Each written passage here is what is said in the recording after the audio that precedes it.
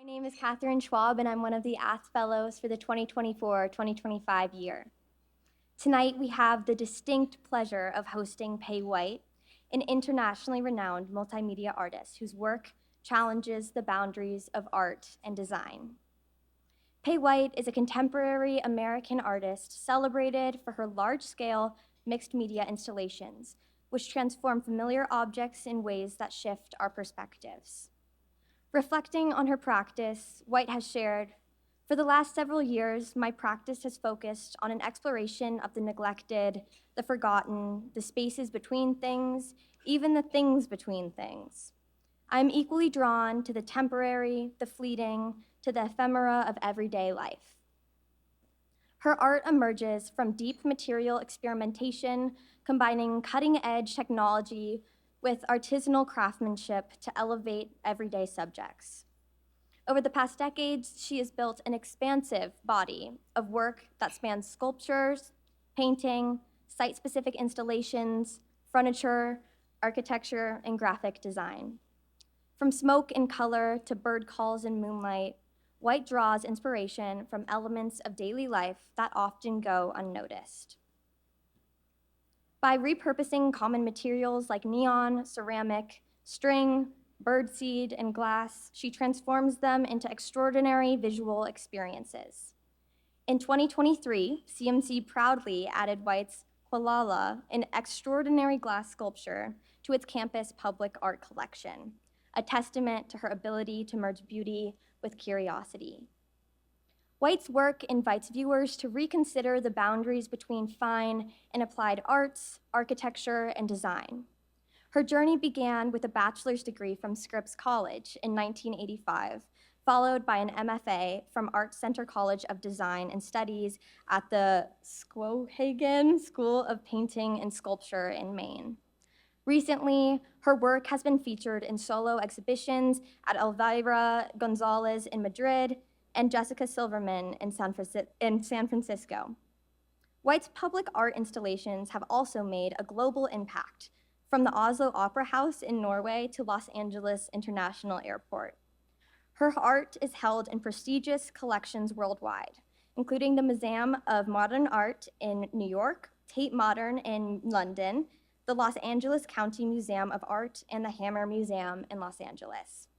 This event is co-sponsored by the CMC Public Art Program and the Scripps Fine Arts Foundation.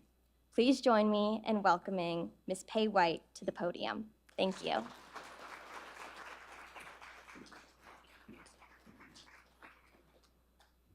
Okay, all right, well, thank you for having me. I'm wondering if we can get a little bit darker, any chance?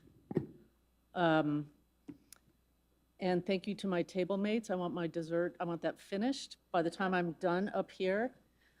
So I'm gonna show a bunch of images. I'm gonna go pretty quickly, and if there's any questions, it's probably best to, hold them for the end, but if it comes, for the timing is a problem, I might even jump over images. But I like to kind of talk about the two kind of ways that I work, which is large-scale public projects, and it's sort of my studio practice is divided between large-scale works and more intimate studio production. I work with a lot of fabricators all over the world, so I feel like my studio is also in faraway places like Lithuania, Belgium, China, Mexico. It's one of the kind of fun things that has happened with my career. So I want to start with this project because I was really thinking about what are the limitations of a public sculpture, and why can't something like a piece of fabric be outside? And so this is a very early body of work that was at the American Center in Paris, where I assembled these kind of retrospective stations of this designer, Vera Newman. I collected eventually thousands and thousands of her textiles, and I decided to give her kind of a retrospective as a sculpture, public sculpture, outdoor sculpture, and sandwich pieces of glass, textiles in between pieces of glass.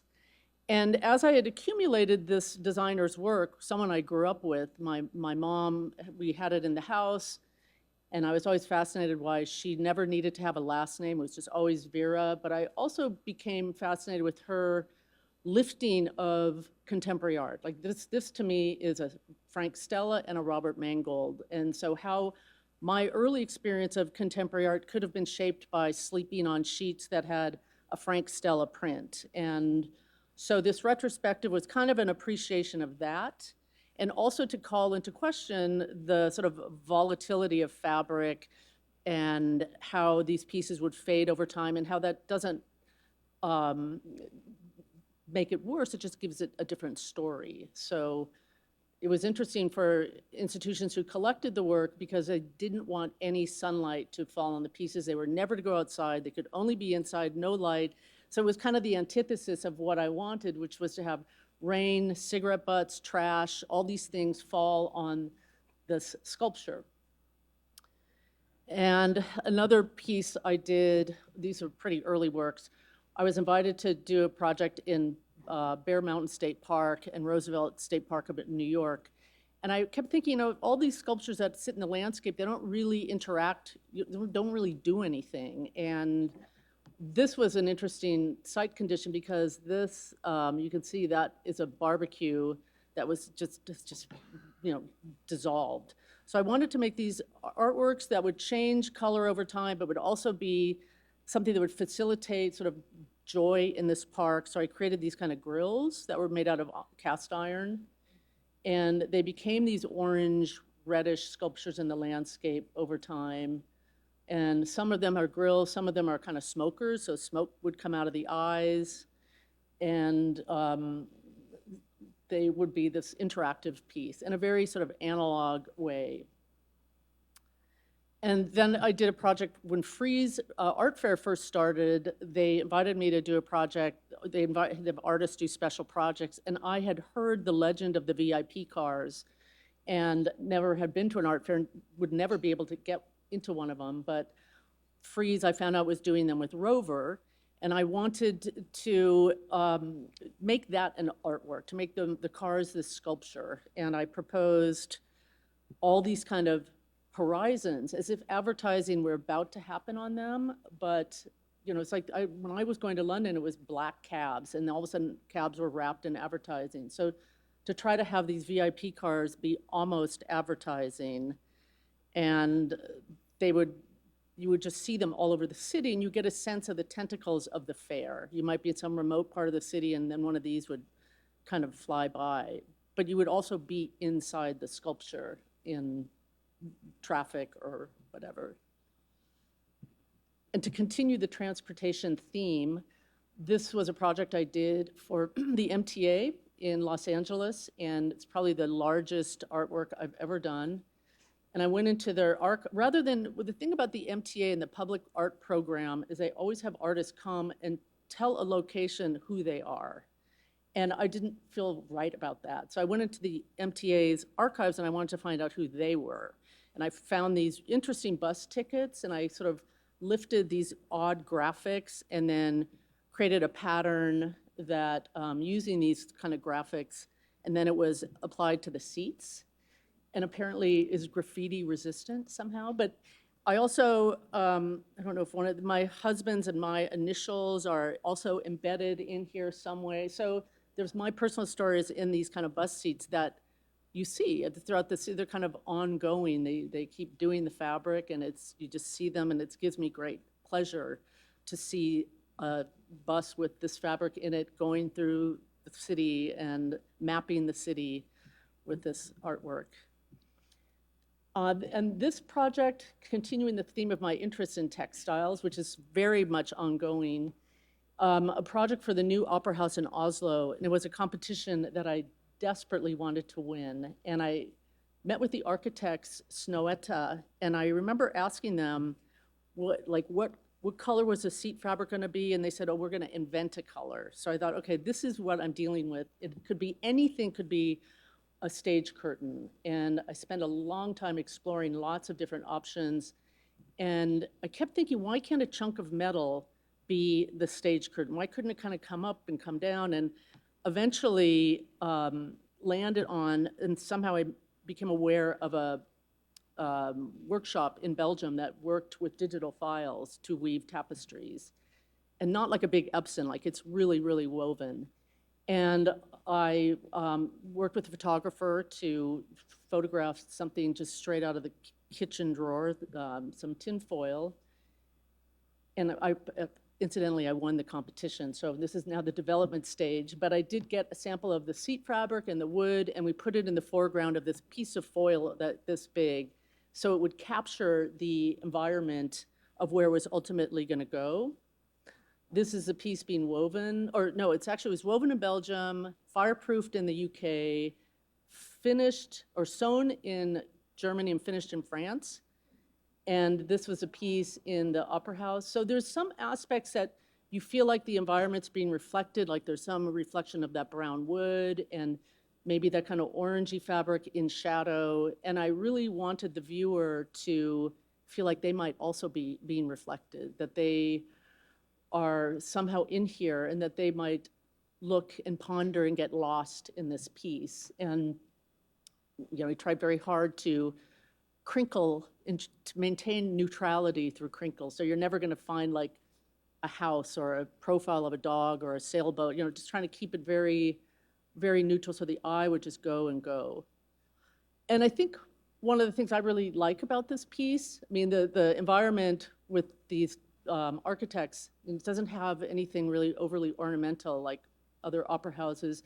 Anything that is slightly shifted or it's for acoustics. And that kind of simplicity and that kind of the humbleness of the materials here, I think it's very beautiful. And this is really just cotton and polyester pretending to be silver and pretending to be deep and reflective, but it's really just this very, very basic material in costume in a way. And that's for scale, that's me.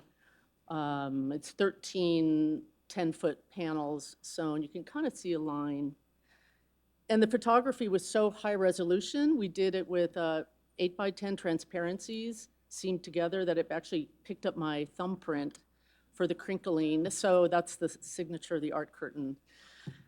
And continuing, I was really excited about these people I was working with the textiles in Belgium, and we just have continued. I still work with them. And this was a piece in the Whitney Biennial where I was really happy with the location, which was on the floor of the film and video, because I think that having this textile and not large-scale photograph, textile woven, embedded, and the memorializing of something as simple and basic as just the movement of smoke, it talks so much about time and talks in echoes film and those interests as well.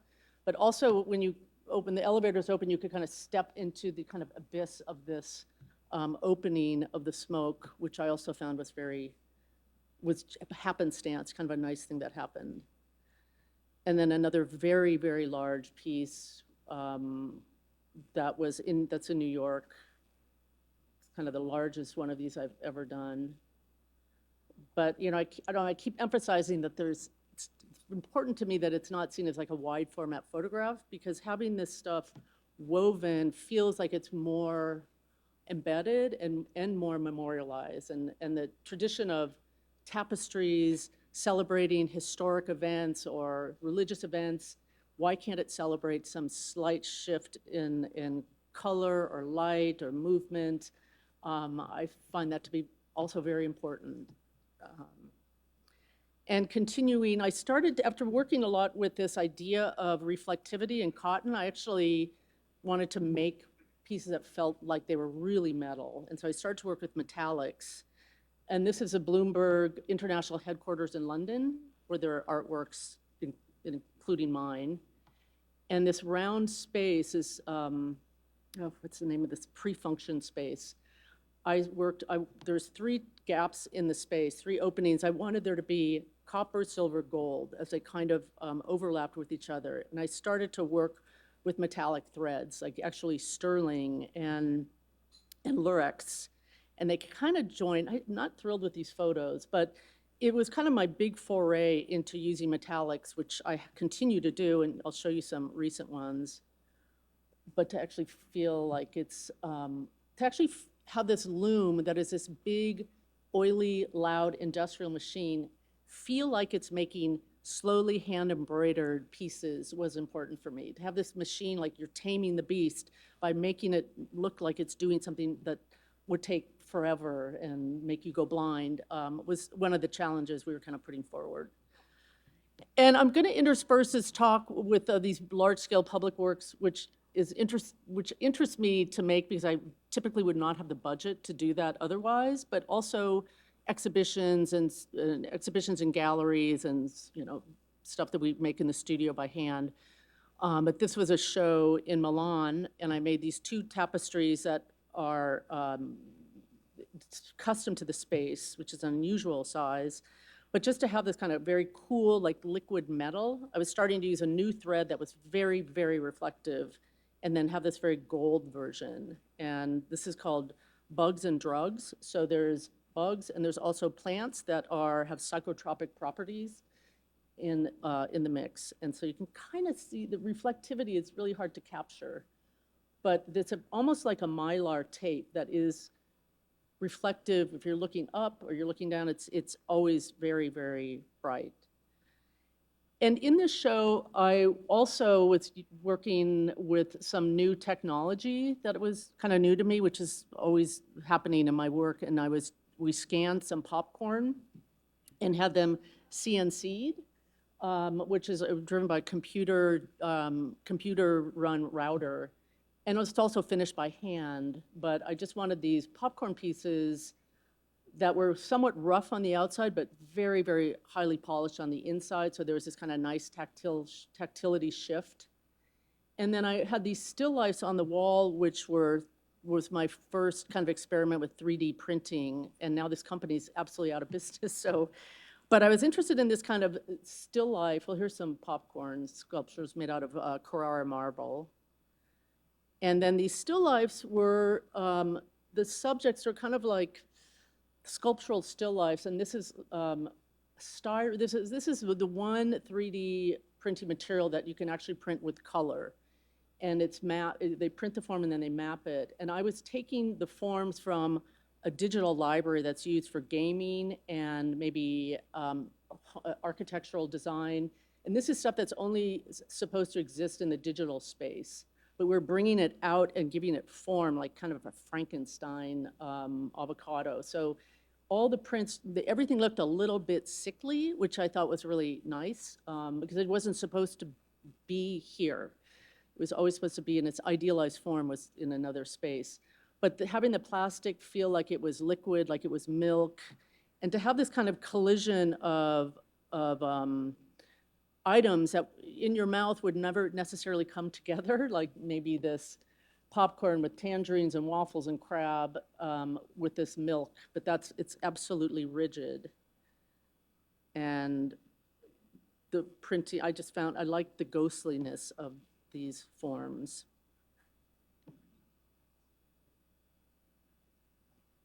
And they're as big as the bed that it can print. So I could go up cubically, very high, but it could never extend. They're maybe 24 by 24. It can't go further than that. Oops. And this was a project that was, it was in Venice, in the Venice Biennale. They had just reopened this space, and it's called the Isolotto. And it had been under repair. It's historic. It's a boat repair space in the Arsenale. And they gave me the space, and I fell in love with this space. And it just had all these interesting stories, but it had windows, but there was no glass. It had an indoor-outdoor feel. And I spent a lot of time in that space, and I really wanted the viewer to fall in love with the space as well. And I just kept kind of thinking about birds. I think they passed a law in Venice that said you can't feed the pigeons or you could be arrested. And there was all this kind of controversy. And I just was thinking about all these things. And knowing that the viewer moved through this getting them through this very long space. And so I created this kind of ghost tapestry, or this sort of drop ceiling that was intended to create a sense of intimacy, but also be open enough that the viewer could see the building, and I would bring these lighting elements through from the building above, and some of the pieces implied an invitation to the birds to come in from the open windows. So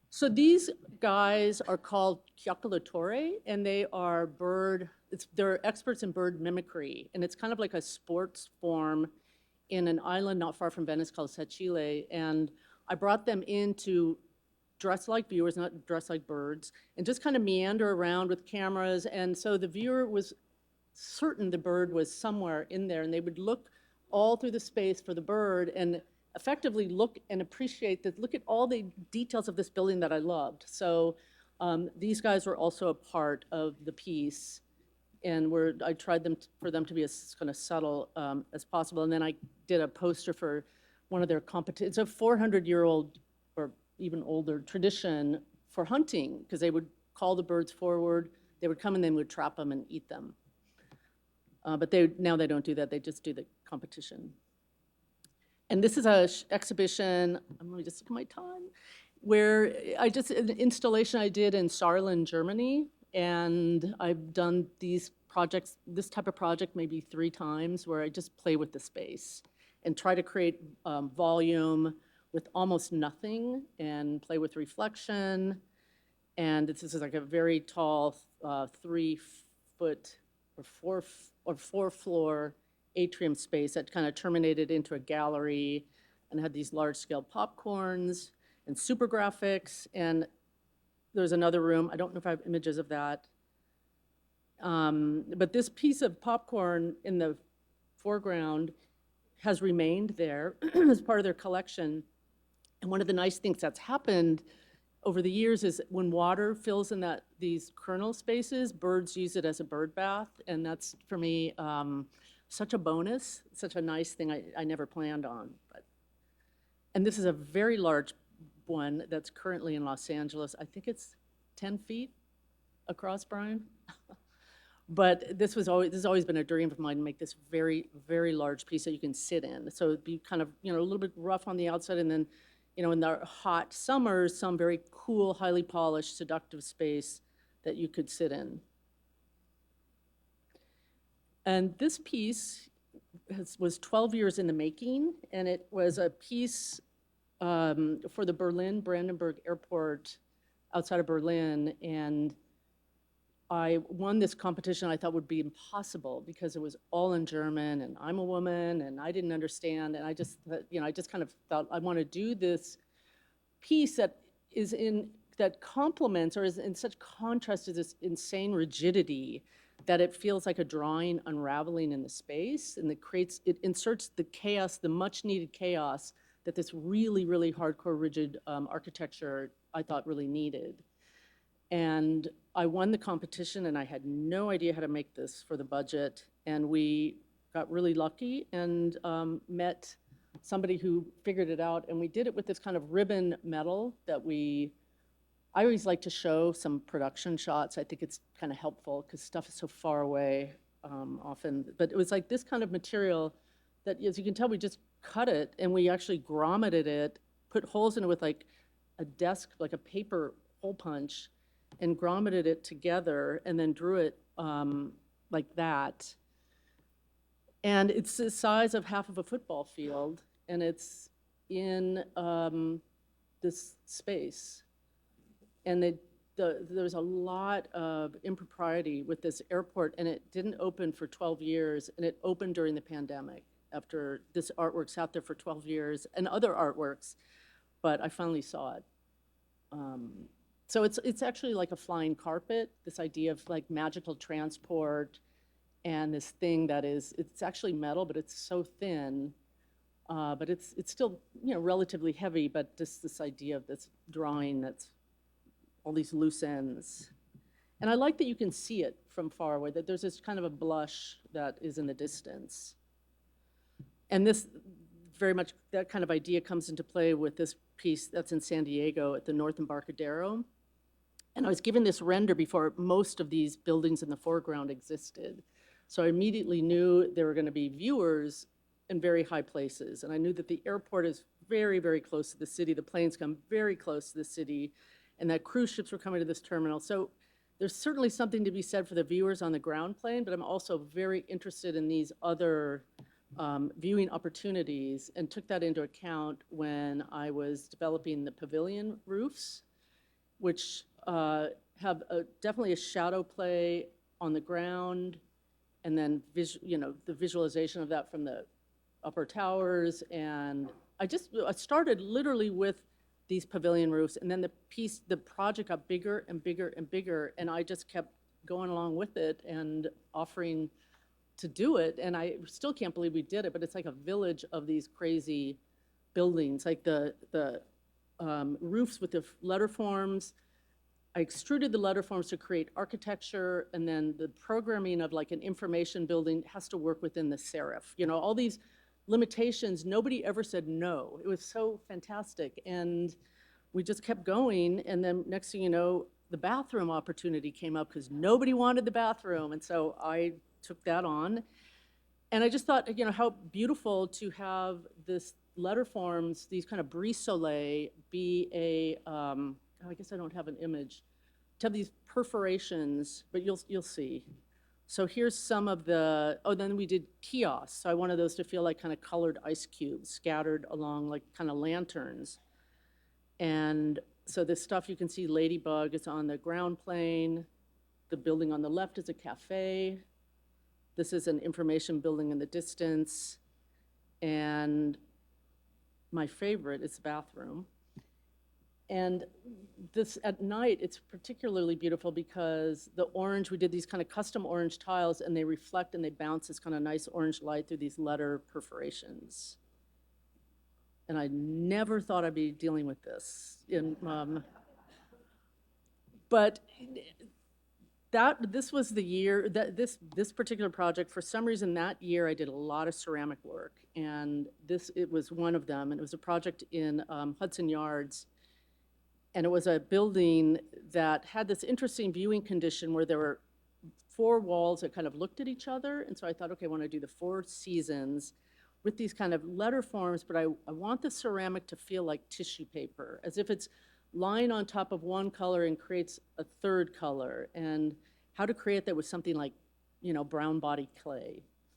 And so we just kind of mapped it out and played around with these other interior forms and just trying to create transparency with deep opacity, with the material that could not be more opaque.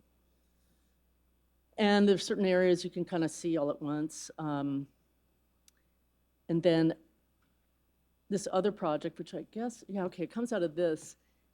I did a number of light works. I was really interested in creating a sad lamp as a mural material, or a seasonal affective disorder lamp, which some of you might know this, but it's supposed to capture all the steps of daylight and give you a dose of daylight to uplift your mood. So I was really interested in this idea and using that as kind of a tool. And I did this neon piece where it is all those steps of daylight, this kind of mural that was like a well-being mural maybe. I don't know, it's all speculative. But then an opportunity came up at the Beverly Center in Los Angeles, and I thought that, the last place that needs a dose of daylight is Los Angeles, but maybe that's interesting to have this kind of redundancy. And so I proposed this piece and we did it. And in the course of developing this project, the artist for the other side dropped out, and I suggested that I should be considered, and they said, absolutely not, we want another artist. And I said, if I can link the 2 works without duplicating it, would you consider it? So here I've got this exploration of daylight, and they said they would, and then I thought, what if I explored moonlight? And so maybe there's a snow moon, a harvest moon, a blue moon, and a strawberry moon, and we're not using light, but we're using ceramics. So I created these kind of patterns, but there's like 103 colors, and none of them, we created these modules through digital programming. None of the colors ever repeat. So that was a real victory for someone who works for me. And then we just started mapping them, and in anticipation, well, never having done this and thinking of all the worst case scenarios, like a box of tiles dropping and all the colors getting mixed up, accounting for cross-pollination of some colors within other colors. And the reality is it was so precisely mapped and digitized and packed and crated that we never had a problem with broken tile. We broke maybe 3 tiles this whole time.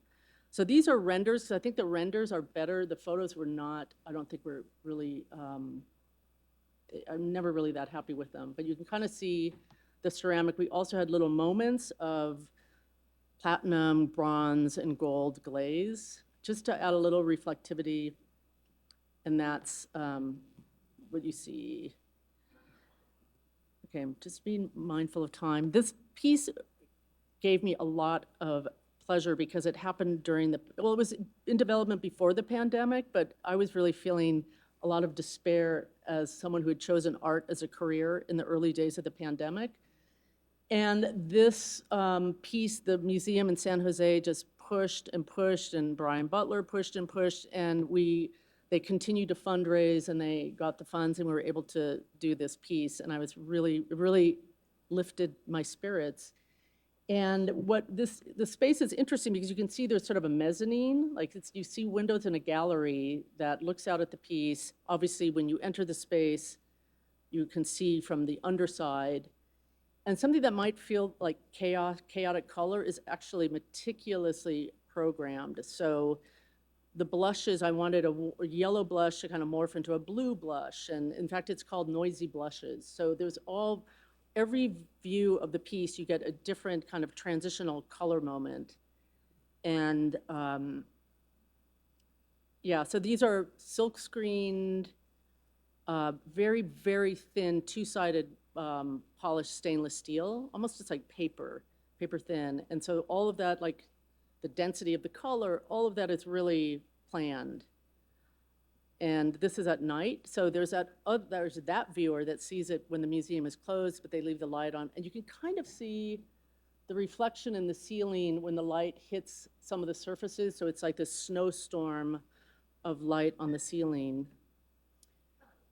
This invitation led to a whole body of work, which is so interesting, but Dior approached me to do a bag with them, and I was already working on paper clay, doing this kind of pattern work and craft, and I gave them a piece of it, and I wanted to use a reflective material, and we used this kind of dichroic material, and it turned out so well that it really led to a lot of work. This is ceramic with particle vapor deposition, which it's put in a chamber. It's first fired, it has a subglaze. It's put in a chamber which is high heat, high pressure, and it's put in there with a substrate that, because of conditions of the chamber, it releases like a gas. And the gas, you cannot measure it, you can only really measure it in light. I mean, it's really nothing, it's not a glaze, it's just debris.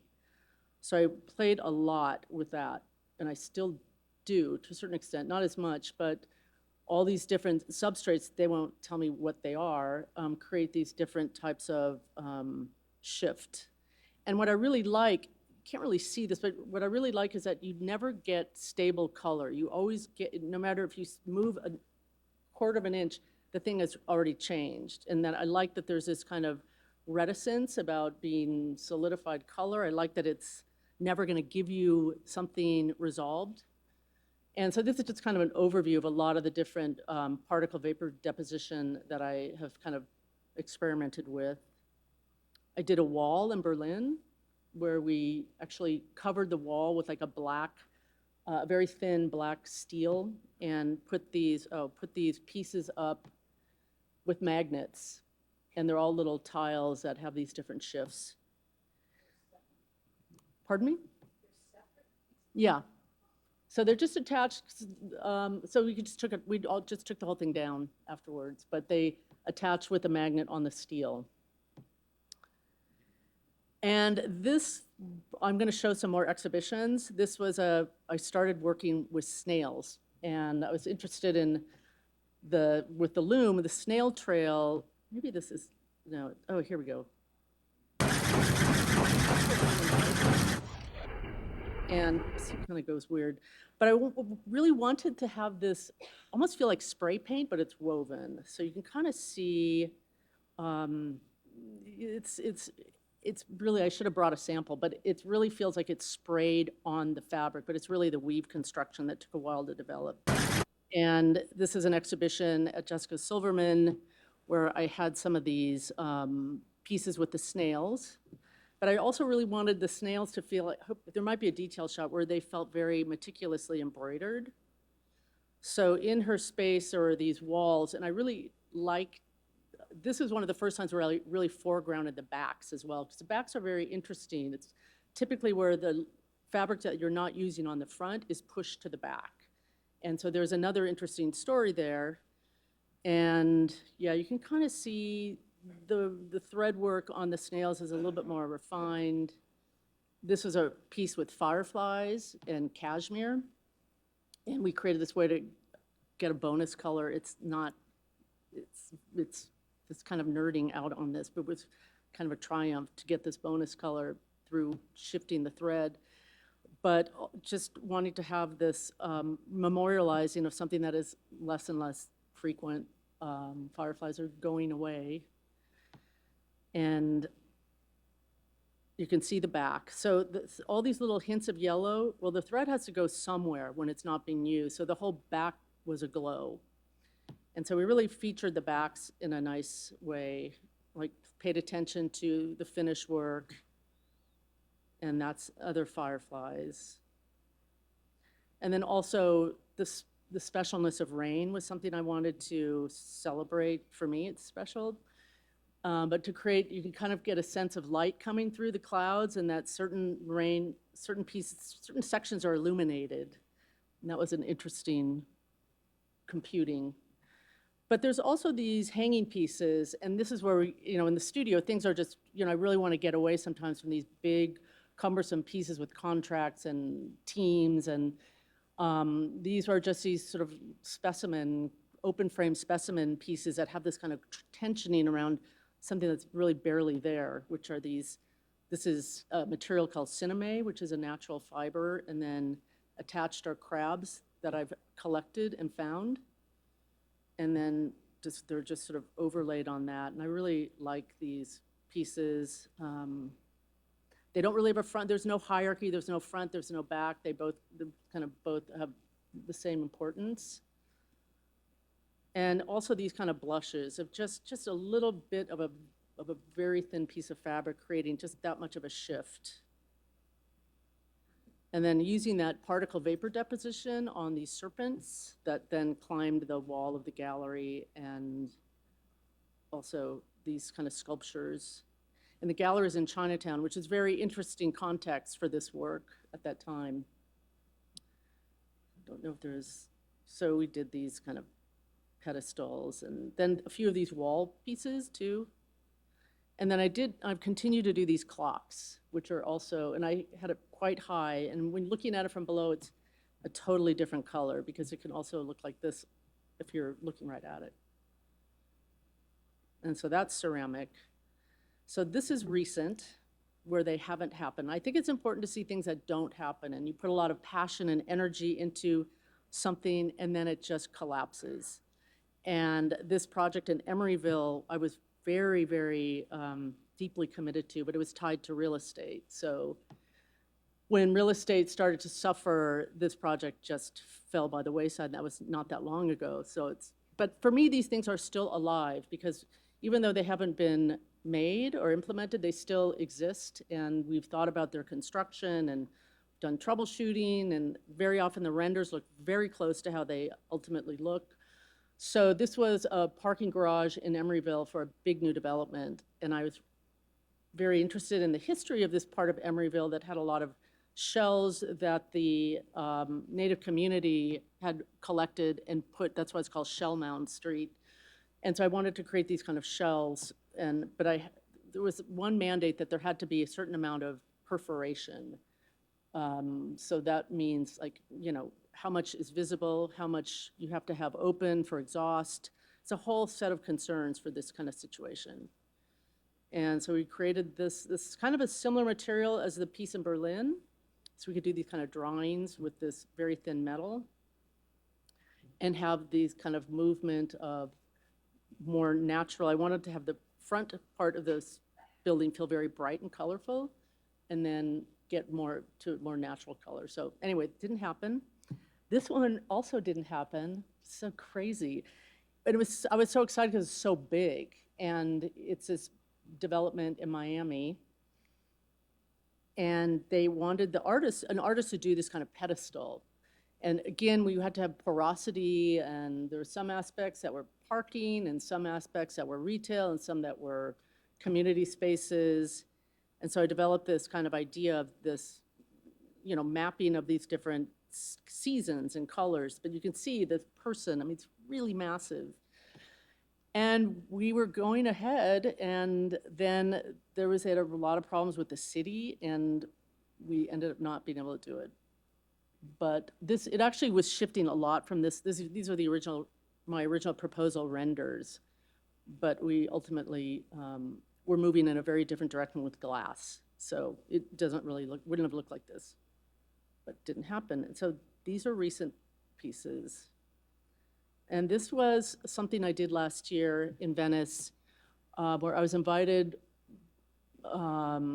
This is a new project where they match artists with furnaces to develop these chandeliers that are hung in San Marco.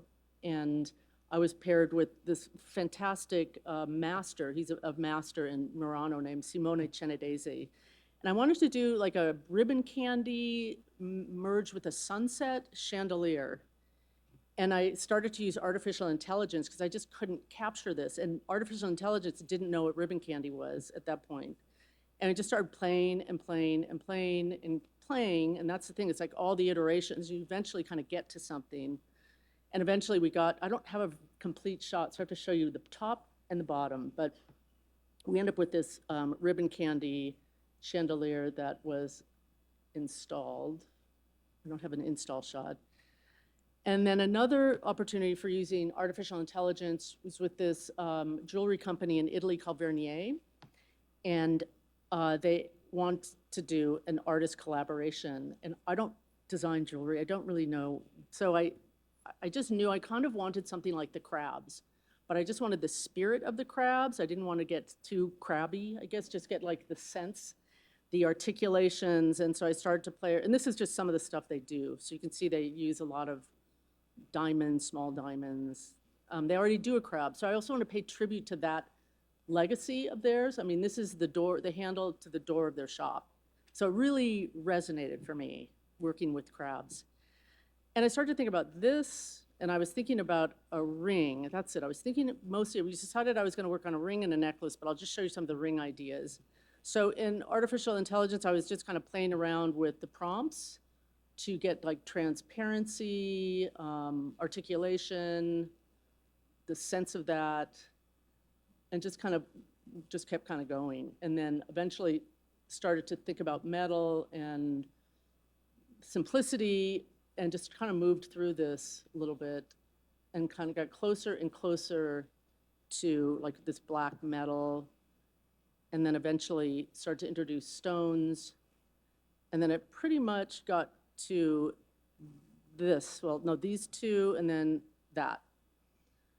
And so that's what we're hoping to develop, but I hear the company's been bought. This is a problem when you work with these fashion houses, they get bought, and then the project goes away. So this might be, so this is just one more exhibition I show before the last few images, the last few projects, and this was a show in Madrid where I got to do those pieces, those kind of fabric pieces in open frames in a whole room together. And I really had always wanted to do that. So I was happy to, the space was kind of perfect for it because it's just very, no windows, all white, and just to have these overlaps of kind of whispers of color. And here's just some kind of close-ups of some of them. Always using crabs, not always, but sometimes. And then this kind of paint that's this concoction I just make with like spackle and watered down spackle and acrylic. So it's very chalky, and I like the quality of that chalkiness. It doesn't, it's just kind of very dull. And this piece, this is a continuation of that Dior purse you saw. We continue to use as paper clay in the studio. These are actually rather large. They're probably 7 feet tall by 4 feet wide. And using just this paper clay to create these kind of textiles that then I work with a guy who does hot rods, and he paints them with this car paint. And this one is called House Pet. I started to become interested in how just these simple gestures could, conjure the spirit of an animal. And so this is named after a bird, and I forget the name. But you can see this pigment has a shifting quality that I found very beautiful, also not stable to really look at. Another part of the show, I had the spiral tapestry that just went and went and went of all these fireflies. And then another couple of clocks. And this was a piece that just opened in London that I was awarded this project during the pandemic. And I was so sure it was never going to happen, but it opened a couple months ago, and they had the kind of inaugural event a few weeks ago. And it's a Renzo Piano building that's, I think, office space, but they're doing other programming, commercial restaurants and retail on the bottom. And they also have a new tube line that opens up into this area, this space in here. And what was so strange about this is very unlike any other project I've done like this, where I've been to Paddington, but I never went to this site. I never met face-to-face with the people. Everything was done through plans and Zoom, and I didn't get to approve any of the material in person. But one of the things I was thinking about during the pandemic, as we all were, was kind of a restricted access to physicality. And so that was kind of on my mind, and kind of became the kind of idea of this, I wanted something delicate, but something that felt like it was in some sort of an embrace. And so these are the renders, and this is the piece. And I was happy to see it because we really had a lot of, meetings when they were spraying it. We were mapping the different cells. So certain cells have one color on the inside, and the underside, it's a different, so there's a lot of different ways to spec paint on this, which was very complicated. So they actually sent someone over to work with me, and that was great. But this shows you production, which I think is great to see. I think the people who painted this were just heroes. I don't know how they figured it out, but this is a detail. And the last piece I'm going to show is a piece in here, Qwalala, that started at San Giorgio Maggiore in Venice. And it's an island off of San Marco, and they had this really beautiful site, and they invited me to develop anything I wanted, but I wanted to explore the relationship of the people who invited me. I wanted to explore get access to their contacts with the glass-making industry in Murano. The bricks were not made in Murano, but I met a lot of people, and I still work with them in Murano. But I had also gone to a museum and seen some Roman antiquities out of glass. And I was very interested in this palette, so I kind of made this selection from this palette from this exhibition I'd seen. And then we just started developing this piece, but I was really thinking, I didn't really want the viewer to be trapped in this very long, on one side of a very long piece. So I knew I wanted to make doorways, but all the solutions were coming up, and they were very expensive. And then I just ended up visiting a friend in the Yucatan, and we went to some Mayan ruins, and there was this very beautiful, simple doorway that we adapted to this piece. And you can kind of get a sense of the space a little bit. Yeah, you can see this is not even completed, but you can see it's also, the footprint here is the same footprint in Claremont. And what I really liked is that in the quad, when I was playing around with the footprint, there were two pathways coming from the dorms that intersected in the perfect place for these doorways. So it was really nice to have that footprint. This is a piece in the snow, shot from the bell tower. So, this is a viewer I want to think about.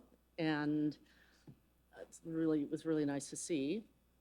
And here it is here. And I cannot tell you, the piece wasn't open at night. And we also didn't have the budget to do lights. So it was always kind of a fantasy. And to come here and see this was like beyond my dreams. So I was really, really happy with this piece being illuminated, with having these different kind of personalities. And even at sunset, when I was here when we were, testing the lights and installing. And if you're here at sunset, the piece just changes, like you look away, you look away. It's just different every time because it's starting to, the ambient light starts to change. And these pieces, I should just talk a little bit about why I wanted to do this. I wanted this idea. I've always been fascinated by the simple module of a brick, the basic brick, but to introduce like this idea of a storm. So this is like a module of a storm. This kind of chaos is used in this really practical way, and this kind of instability is happening, but it's contained. So to have this kind of module of energy as something you make architecture with was something I was kind of interested in. And we have a lot of clear on the bottom to give the sense of the piece floating or sort of levitating, which is much kind of more evident when you're standing away from it. But I also really love this shot where the sun is just doing that. And that's it. So if anybody has any questions, or I'm happy to answer.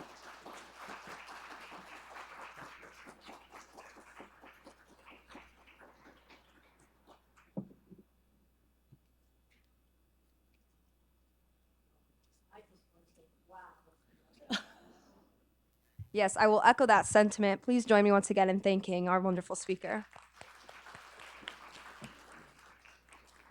So we are now moving on to the Q&A portion of the evening. So if you have a question, we welcome you to come up to the mic. If someone's already standing here, we invite you to line up against the wall. And when you come up, please say your first and last name, your school, your major, and then share your question.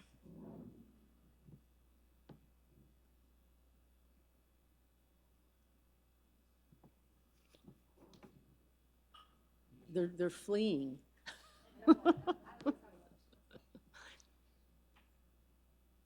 Hi there. Hi. Let me just say thank you so much for coming and speaking with all of us. I mean, I was blown away by some of these pieces. I was also fortunate enough to see your piece in the Berlin airport, and at the time I didn't know it was yours, but like it sticks out and it's really incredible. Good. So let me just say that. You touched on this a little bit during your talk, but I'm curious what you think the impact of artificial intelligence will be on the art community, and whether or not you see it as more of a tool that artists can use to improve their work, or if you see it as almost a competitive threat to the work that artists are doing. I mean, I think it depends on the art and the artist. For me, it doesn't, it's really a tool, and it's just kind of a stopping off. It creates the thing that I'm unable to do by hand. But I will say that I feel very safe because I don't think artificial intelligence is going to find a crab leg on the beach and stitch it to a piece of cinema and put it in. The way I work, I don't feel like it's, I'm particularly under threat, but I think some artists should be concerned. But I find it a very interesting tool, and especially when it goes awry. So in the process of developing that ring, I mean, I was working with I was in Madrid and he was in LA, and we were working back, we were having like a work session on like a server.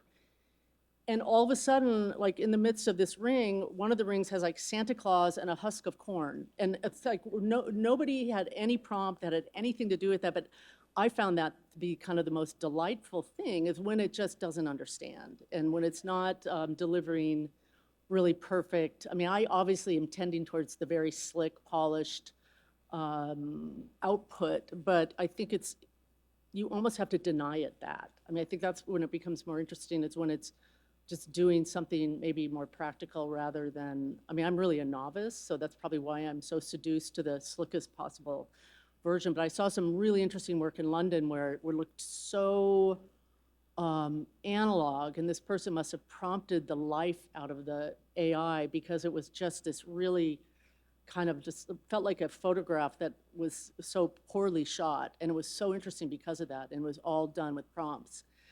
But yeah, personally, I don't feel that, at least with these large scale pieces I do, or this, I don't know. It will be interesting if they start to create sculptures, but I feel like I'm not too concerned. For sure. Thank you. Uh-huh. I just want to make a quick note before we go to our next question. If anybody doesn't want to come up to the mic and you just want to raise your hand, I'm happy to bring it to you. I have a question. I graduated from Claremont Graduate University last year with my MFA, and my work is very varied, as is yours. Your mark making, there's some consistency, but is there a through line or is there an entry point for how you start your projects from one to the next? Is there a through line, or is there an approach you always take, or maybe not? Well, it's interesting.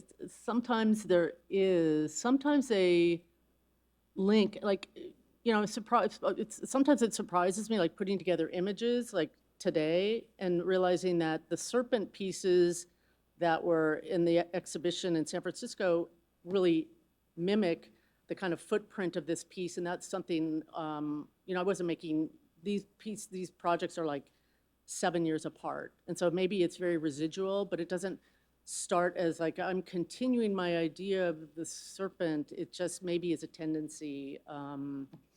But sometimes it starts with the opportunity. Oh, these people have a lot of connections in the glass world.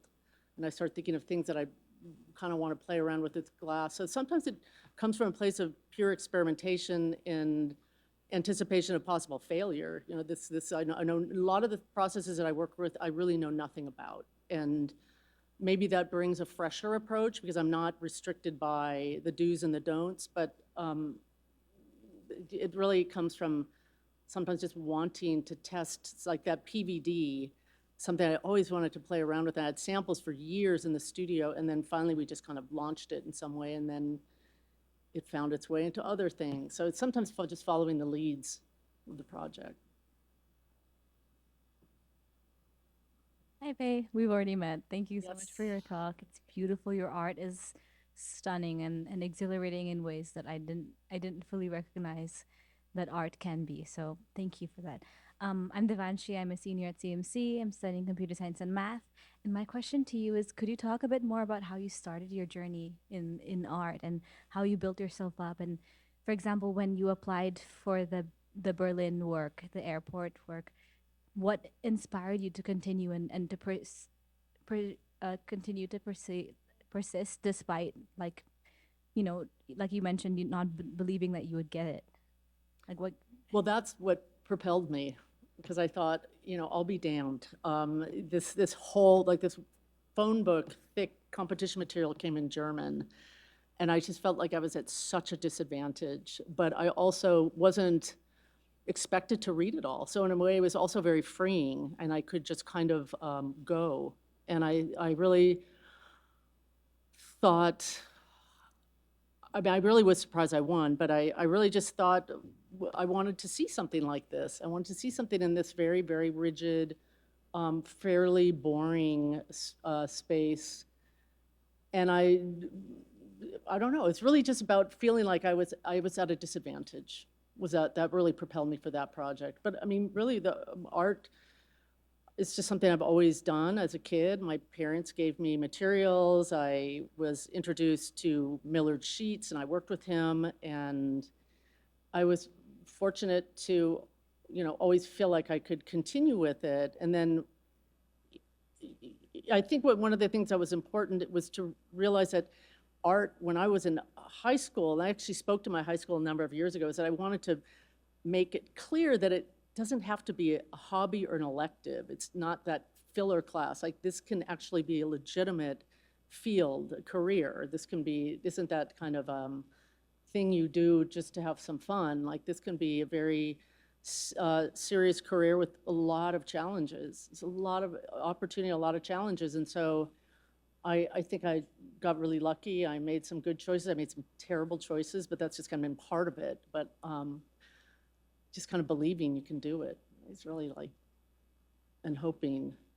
But like I showed you, there's projects that you put all your heart and soul in, and then they just don't happen. You're just about to sign the fabricator agreement and they collapse. And it's more often that. For me, it's more often that than going all the way. It's probably 35% of the time that's something that you develop gets realized. So that's, you have to be ready for that too. Does that answer? Thank you. Yeah, that's so inspiring. Thank you. Hello, my name is Cindy Zhang, and I'm a current senior at CMC. I really appreciate how you take into consideration the local people and culture wherever you design a piece of work. And I'm curious if there's any technique or cultures that you've encountered that you want to incorporate into a piece of yours but haven't done so. I mean, that's such a tricky area because you have to be very careful not to be telling these people and, you know, using yourself as an artist to tell them who they are. I mean, I find that, well, I mean, the best way that I do that is through the tolerances in the work, you know, the people I work with, for instance, in Mexico or in Lithuania. I'm very happy to allow them to, I'm not like super rigid, you have to make it like this. I mean, certainly like in Belgium, that's a different story, but I want there to be the spirit of their hand as well. I want them to not be following my absolute rigid instructions. I want there to be a looseness, but it's not so much something where I go in and I comment on the community necessarily that I can think of where I've done that. I would feel a little bit odd doing that, but I think maybe through the people I work with, oh, I should have showed this one piece where there's a lot of that. Yeah, it's really, you know, I've done projects where we definitely worked with the stakeholders of the community, but it was more in their support and effort to see the project through, less me saying, I think you guys might like this, or I think this says something about you. I don't know, you tell me. It was more, here's a project, let's work together to make it happen, pretty much. Thank you. Mm-hmm.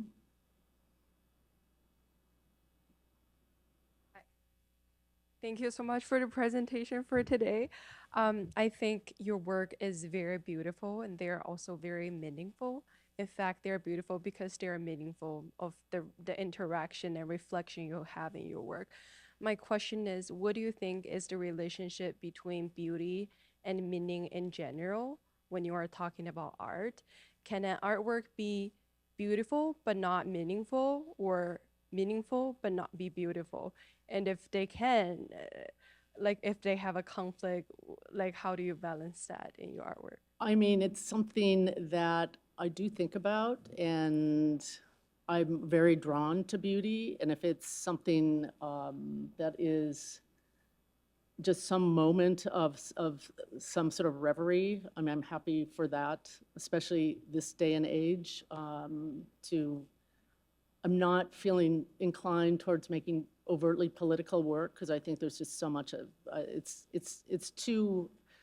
very challenging to make, and there's a lot of contradictions to making it. That doesn't mean that political work can't be beautiful, but I don't know. I think it really also depends on the viewer. If the viewer is approaching the work with an expectation for it to perform in a certain way, I'm always very interested in a viewer that is more of an aesthete, someone who's more open and lets the work kind of just take them where they might want to go, rather than them coming to the artwork with an expectation of it being a certain way. I mean, I think it's kind of a mutuality of, that's something I do think about. And also, as a viewer, I try to be that way. I try to let the work kind of, you know, I don't want to shut it down or totalize it as being just beautiful or just this. I hope I'm a responsible viewer and I let the work kind of take me into different places,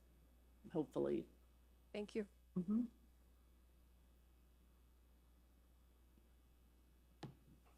Saw a hand. Is that still a hand? Okay. No pressure. I don't need that. I've got a loud voice. Okay. Do you have an engineering background at all? No, I have a sense. Well, we have to pay people for that.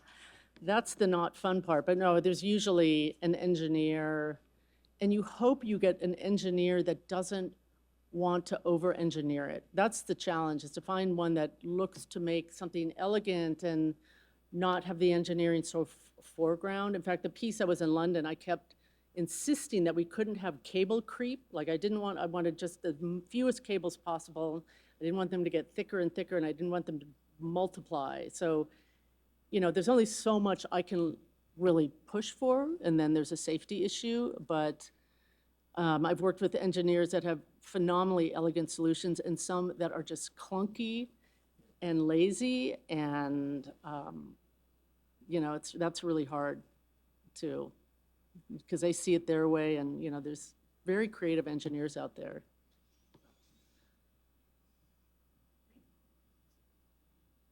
Hi, thank you so much for your talk. My name is Cayman Chen, and I'm a senior at CMC, dual majoring in art and psychology. You talked about how you want others to see like pursuing art as, you know, a career that is also valid compared to other more traditional careers. But I was wondering if you had advice for people who are looking to pursue a career in art, in what are those first steps that someone should take once they graduate and kind of getting their foot in that industry? Well, I mean, I live in LA, but I mean, I worked in the film industry. I guess it was sort of like I was trying to protect myself too. So when I got out of school, I worked in the film industry because I thought, okay, I have all this background in aesthetic problem solving. Maybe that will be my career. You know, like it is very risky to pursue an art career. I mean, I know that. And so I was very aware of that. So I was kind of doing it side by side. And eventually I did less and less of the film and more of the art stuff. But it's going to shows, getting out there, meeting people. I think networking cannot be underestimated. And I was really lucky. I mean, you know, the school that I went to was getting a lot of attention at the time, and it was very small, and the faculty were having very big careers. And I think it's good to kind of align yourself in a way and make sure that if you're working with an artist or you're one of your teachers and they might be having a studio visit and the studio visit wants to see some younger artists, you know, you're a candidate for that. You know, I think it's really important to be available and to kind of maintain a studio that's ready if somebody wants to come and see the work. I think, you know, when you get out of school, take yourself seriously. That's the thing, is just see yourself as an artist and pursue it, you know, maybe pursuing something else at the same time. I mean, for me, I just needed that security, you know, to know that if it didn't really work out, I was already had my foot in the door someplace else. But I was still doing shows and I was still making work. And the thing that was so forgiving about working in the entertainment industry is that you work very intensely for like maybe 2 months, and then you could have 5 months off. You know, you're paid pretty well, you're fed, but you're working, you know, it works well for artists who want to then be deeply in the studio. So, yeah. Thank you.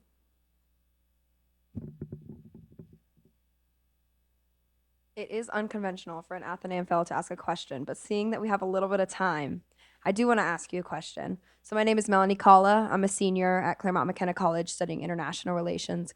And a teacher posed this question to me and the class in middle school, and I still think about it, which is, how do you define art? Is it that the shapes are unconventional? Is it the symbolism perhaps we ascribe to the piece? I'm really curious to hear your take on this.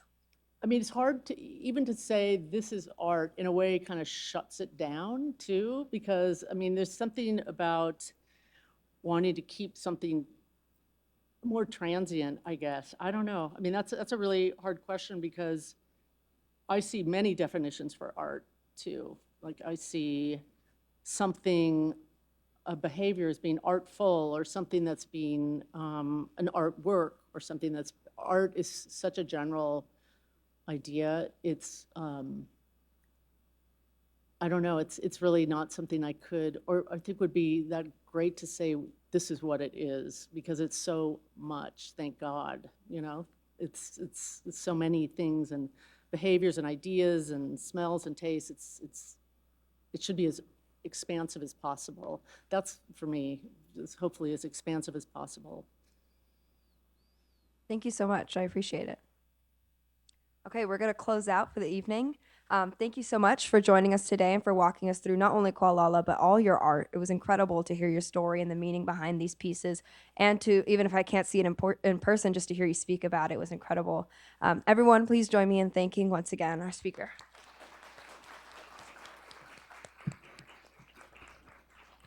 Well, thank you. Thank you for having me. It's very nice to be back to Claremont Colleges. Yes, happy to have you back. Thank you so much, everybody.